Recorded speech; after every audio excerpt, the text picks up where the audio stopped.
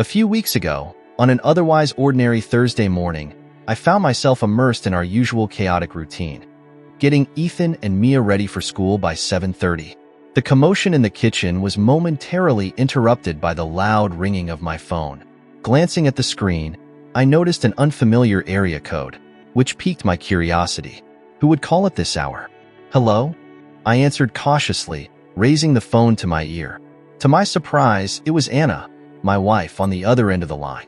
We had just talked the night before, so her early morning call puzzled me. Anna works for a small marketing firm and frequently travels for work. She spends most of her time at an office in the city center, while I work from home managing freelance projects and taking care of the kids. Despite our contrasting schedules, we've always managed to find a rhythm that works for us. Is everything okay, Anna? I asked, trying to keep my voice calm, though I couldn't shake the sense of unease. I need your help, she replied, her tone slightly tense. I lost my wallet during my trip and need you to cancel my credit cards. I paused, processing her words. It felt a little odd. Anna is usually very organized and careful, rarely letting things like this happen, but I brushed off my doubts and quickly reassured her that I'd take care of it. Life for us is generally stable. We live in a cozy suburban house with 4 bedrooms and a small swimming pool. Our neighborhood is surrounded by friendly neighbors and a broad circle of supportive friends, which we're truly grateful for. Still, after the call ended, a nagging feeling lingered in the back of my mind. We rarely have unexpected calls like this, and Anna's tone seemed off. Yet, I told myself I was probably overthinking it. Returning to the kitchen, I refocused on getting the kids out the door and tackling the day ahead. But the uneasy feeling stuck with me, like an unanswered question or a subtle warning that I couldn't quite grasp. Anna explained to me that the previous night, while she was at the hotel lobby picking up a newspaper, her wallet had been stolen. She urged me to cancel our credit cards immediately and request replacements as soon as possible. I've already informed Joy, my boss, about the situation, Anna said with a tinge of anxiety in her voice. She's arranging for a new company card, an American Express, to be sent overnight, so I can receive it before I leave tomorrow. She's also transferring some funds to help me manage this mess. Anna's usually very cautious with her belongings, so I pressed her for more details. Can you tell me what happened? I asked gently. I got distracted, she admitted, sounding regretful. I left my wallet at the counter while grabbing some additional reading materials. When I returned, it was gone. The cashier said she was busy assisting another customer and didn't notice anything unusual. My driver's license was in there too, but the hotel staff have been helpful. They're even checking nearby trash bins, hoping it might have been dumped. If they don't find it, I might need to rely on taxis for today's meetings. I assured her, don't worry. I'll handle canceling the credit cards right away. Anna sighed. Thanks, and I'm so sorry for this oversight. Hopefully, aside from the $1,200 in cash, we won't face any extra losses. We can replace the other cards gradually. Thankfully, most of my makeup and essentials are still in my room, so I can still prepare for tomorrow's presentation. How are the kids doing? I miss all of us being together. Anna's voice softened at the mention of the kids, and I reassured her that everything was fine at home. Later, I managed to cancel the credit cards in time, avoiding any unauthorized charges. However, the wallet, along with her driver's license and other non-credit card items, remained missing. While this lingering issue hovered in the back of our minds, life moved on as usual. 6 weeks have passed since the incident. Though the memory of that chaotic morning still lingers, I'm grateful we managed to prevent further financial losses. These little setbacks remind us how fragile our routines can be, but also how resilient we are in facing them. Today, I have something important to share. I found a statement from Anna's Fidelity account, where she manages a private investment fund from the inheritance she received after the tragic accident that took her parents' lives a few years ago. I've always respected her privacy regarding this account, but while searching through our home insurance contract, I happened to come across a folder containing her monthly statements. I remember the inheritance was about $500,000 after her parents passed, and I couldn't help but wonder how much it had grown. To my surprise, when I checked the report, I saw that the amount had increased to over $600,000. As I went through the details, I noticed a $5,000 withdrawal from her money market account about 6 weeks ago. My curiosity piqued about how she was using that money, so I decided to dig deeper into her money market account. To my astonishment, I discovered that she had written a substantial check to a local jewelry store just a few days after she lost her wallet in the same city. I couldn't help but wonder what she had bought at that jewelry store. She never mentioned purchasing anything for me, and I hadn't heard her talk about buying jewelry for anyone else, even though she has a brother. I couldn't understand why he would request a $5,000 gift. After some thought, I decided to switch to the computer and access the jewelry store's website. I wrote down their contact number to inquire further. When I called, a woman introduced herself as a representative from the store and asked how she could assist. After providing my name and explaining the transaction I wanted to ask about, I explained that we had encountered an issue with the purchase and were wondering if the store offered any warranty. She quickly searched the transaction and asked about the nature of the issue with the rings. I found myself confused for a moment, wondering what kind of rings she could have bought. Fortunately, the woman on the phone quickly clarified, "Oh, I remember this purchase. When she came to our store, she seemed very distressed and mentioned that her wedding and engagement rings had been stolen. She wanted to replace them."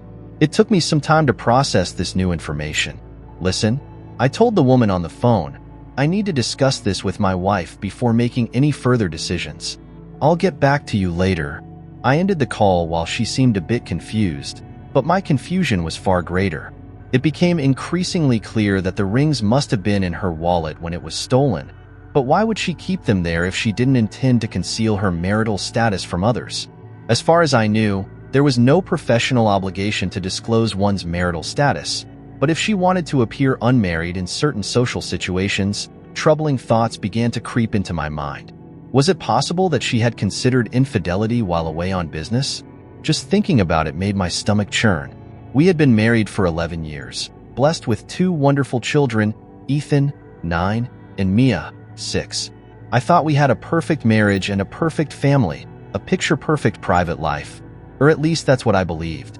She traveled once a month, staying 2 or 3 nights in far-off cities. But if she had any intentions of acting on something like that, maybe she saw her trips as a discreet opportunity. It seemed like the loss of the rings had caused her a great deal of anxiety, pushing her to choose replacements that were nearly identical to the originals. I had bought those rings with my modest savings, so they weren't extravagant, and making an exact replica wouldn't be too costly. She could have reported the loss to the insurance company, but perhaps I would find out if her wallet had truly been stolen at the hotel. She should have reported that too. I couldn't help but wonder what exactly she had claimed to have lost. I decided to get in touch with the hotel and inquire about any records related to the theft of my wife's belongings. Surprisingly, they confirmed there had been a theft, but the details were still unclear. Anna could have reported the theft to the insurance company, but something in me screamed that there was more to the story. If her purse had truly been stolen at the hotel, she should have reported it immediately. But why had she waited? Why was she being so vague about what exactly was taken? My heart raced as I realized how little sense it made. I couldn't shake the feeling that something was off, so I decided to call the hotel directly. I asked for any records or reports about a stolen purse linked to Anna's name. To my surprise, they confirmed that they did have a report on file. I demanded that they fax me a copy, and within minutes, the document arrived. It was signed by Anna herself. The report stated that her purse had been stolen while she was dancing in the ballroom. She had left her purse at the booth where she'd been sitting, and when she returned, it was gone. But there was something off about the details. The report revealed Anna's hesitation to contact the police, a clear sign of her reluctance to escalate the matter. As I read through it, my mind spun. She had lied to me, not just about the missing rings, but also about the alleged theft. She had fabricated a story about a purse snatching, but the more I thought about it, the less believable it seemed. What if there was an alternative explanation? But no matter how hard I tried, I couldn't think of one that made sense. It became painfully obvious that I needed to understand the significance of those rings. Otherwise, the nagging thoughts would never leave me alone.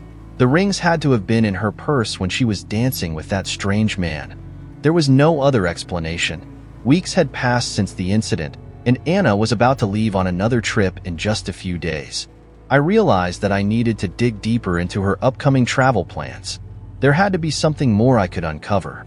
I needed to understand what she was doing in the evenings when she wasn't at home.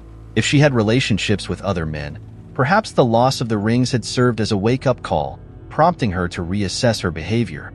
The thought of it sent a cold shiver down my spine. I knew that if I found out she had been unfaithful, our marriage would be over. But what terrified me the most was the impact this could have on our children. She was undoubtedly a wonderful mother, but I couldn't bear the thought of her having custody, especially with her frequent business trips. My mind was spinning, and I didn't know what to do. I was desperate, searching for any potential clues that could shed light on her fidelity. Was she engaging in unprotected encounters, or were there subtle signs in her travels? Did she insist on using contraception, not wanting to risk bringing home infections or an unwanted pregnancy? After all, I had had a vasectomy after Mia and Ethan were born, so pregnancy was out of the question. But what if she didn't trust that the men she met would use protection? She might have her own methods in place. The problem was, I didn't know where she would keep them. It seemed unlikely that she would keep them at home or in the car. My thoughts then turned to her office. She often carried documents, her laptop, and presentation materials in a large briefcase. If she had an early flight, she would bring the briefcase home the night before and pack it into a suitcase to head to the airport. Everything started to make more sense in my mind. This detail was crucial. I needed to find an opportunity to search through her briefcase before she left. Before Anna's next business trip, I felt an overwhelming urge that I couldn't ignore. Though she always appeared calm, everything in me seemed to be falling apart. I decided I had to get a look at her work bag. This wasn't the first time I'd felt suspicious, but this time, it seemed like it had gone beyond the limit. I knew that if I didn't uncover the truth, I'd never be able to live with this uncertainty. Anna's trip was scheduled to start early tomorrow morning, and she had already prepared everything. After dinner, when Anna went upstairs to change and get ready for the long day ahead, I knew this was my only opportunity. She had left her work bag on the desk in the living room, where she usually kept important documents. I approached cautiously, my heart pounding, worried she might unexpectedly return. I carefully opened the bag, trying to make as little noise as possible. Inside, her work documents were neatly arranged, but there was a small wallet hidden among the papers. I couldn't help but feel curious, and with trembling hands, I opened the wallet. What I found made my breath catch. A plane ticket, clearly showing Anna's name, to a city I had never heard of. Not for business, not for a company trip. It was a private trip, no clear reason, and even more suspicious when I noticed the flight dates coincided with the days she had claimed to be on a business trip. But there was more. As I dug further into the bag, I found a small piece of paper with a hurriedly written note. "We'll meet again after this trip. Don't worry, everything will be fine." It hit me like a ton of bricks. The note wasn't from a colleague. It was from someone I didn't recognize. A wave of shock washed over me. I quickly shut the bag, trying to remain calm, but the thoughts in my head were spinning. Where had Anna gone? Who was she meeting during this trip? Why had she hidden this from me? A suffocating feeling overtook me as I realized that this marriage might not be what I thought it was. Had I been living in a lie all this time? In the days following my unsettling discovery, I could hardly focus on anything other than the suspicion that had grown in my mind. I couldn't shake the haunting thought of Anna's possible betrayal. After much internal turmoil and sleepless nights, I decided to take action.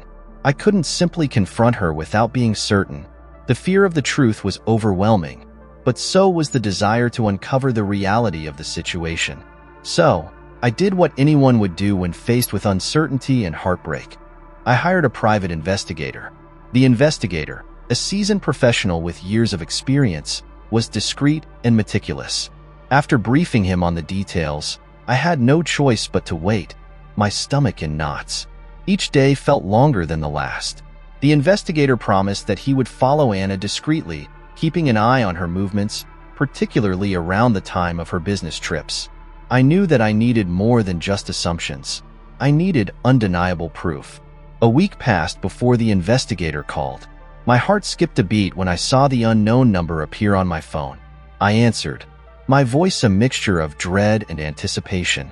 The investigator confirmed that he had followed Anna on her recent trip and the findings were shocking. He had collected photographs and recorded her every movement. His voice was calm but clear. "I've got the evidence you asked for. It's all in the report." My hands trembled as I sat down to listen. The report detailed Anna's actions during her trip.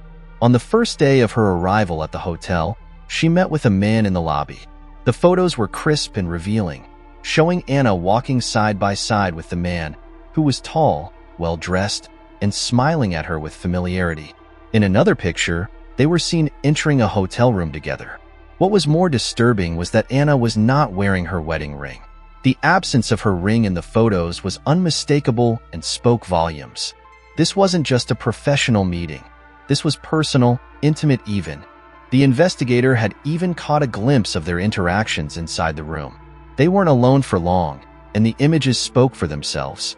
There was no mistaking the body language. They were more than just acquaintances. They were lovers. I felt my heart sinking as I looked at the photos in disbelief. My worst fears had been confirmed. Anna had been hiding something far more damaging than I had imagined. The thought of her with another man, the betrayal that cut deeper than anything I could have anticipated, overwhelmed me. But there was more. The investigator had also included a report detailing the timestamps of when Anna left the hotel and when she returned to her room. It wasn't a quick business trip. It was a deliberate affair, stretching into the late hours of the night. In that moment, I knew I couldn't stay silent anymore. I had to do something. But what? Confront her now? Or wait? I wasn't sure. The emotional toll was crushing, but I knew that this moment would define everything moving forward. The photos and the report were irrefutable. There was no denying Anna's infidelity, and I could no longer pretend that everything was okay. Feeling lost and desperate, I made another phone call, this time to a divorce lawyer. The thought of ending my marriage, of dissolving the life we had built together, made my stomach churn. But I couldn't ignore the reality any longer. The lawyer listened patiently as I described everything. Anna's affair, the betrayal, the evidence I now had in my hands. The lawyer reassured me that with the evidence provided by the investigator, I had a solid case. However, it wasn't just about legal proceedings. It was about protecting my heart, my children, and my future. I sat in silence after the call ended, staring at the report and the photos. I knew there was no going back. Anna had crossed a line that couldn't be undone. Deciding to file for divorce was not an easy step. I spent weeks thinking, debating, and weighing everything that had happened. But when I held the private investigator's report in my hands, I knew I couldn't go back. I requested full custody of Ethan and Mia, as I believed they deserved a stable and healthy environment, not one filled with secrets and deceit. When Anna received the divorce papers, she decided to come back immediately. Our conversation afterward was far from easy. We sat down, and Anna looked at me with red, tear-filled eyes, full of regret. She apologized for the betrayal, but then her explanation only disappointed me further. Anna told me that she suffered from a sex addiction and that I couldn't meet all of her needs. Her words felt like a slap in the face, and I felt deeply hurt. She tried to justify her actions, making it even harder for me to accept her apology and explanation. I couldn't continue living with someone who didn't respect me or our family. The decision to divorce became clearer than ever. After our marriage ended, Anna didn't seem to change. She continued to live recklessly, disregarding the consequences. It wasn't until some time later that I learned she contracted a sexually transmitted disease. This fact only reinforced my feeling that everything she said about her sex addiction was just an excuse, a way to rationalize her indulgence and irresponsibility. She had lied to me and to herself.